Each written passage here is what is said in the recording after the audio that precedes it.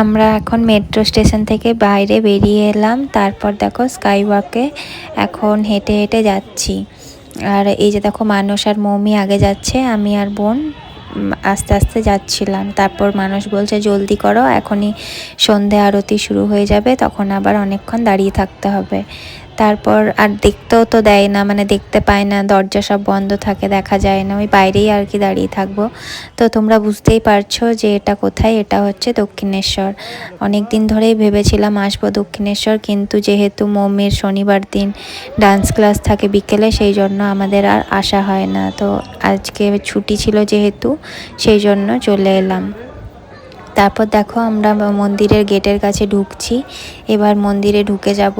এই যে দেখো মন্দিরের গেট, কত সুন্দর লাগছে তাই না, সন্ধ্যাবেলায় খুব সুন্দর লাগে। তারপর আমরা মন্দিরের ভেতরে ঢুকে গেলাম। প্রথমে ওখানে একটু ঘুরে নিলাম বাইরেটা, তারপর মন্দিরের ওখানে মানে ফুল যেখানে পাওয়া যায়, ফুল প্রসাদ কিনে নিলাম ঠাকুরের জন্য, পুজো দেবার জন্য। আমার দক্ষিণেশ্বর যেতে খুবই ভালো লাগে, আগে তো প্রায়ই চলে যেতাম, যখন তখন যে কোনো উইকেই যাওয়া হয়ে যেত, কিন্তু এখন আর হয় না, মাঝে মধ্যেই যাওয়া হয়। তো যাই হোক, এবারে অনেক দিন পর গেলাম, মনটা পুরো ভরে গেল ঠাকুরের দর্শন করে। তারপর পুজো দেওয়ার জন্য আমরা দেখো যাচ্ছি।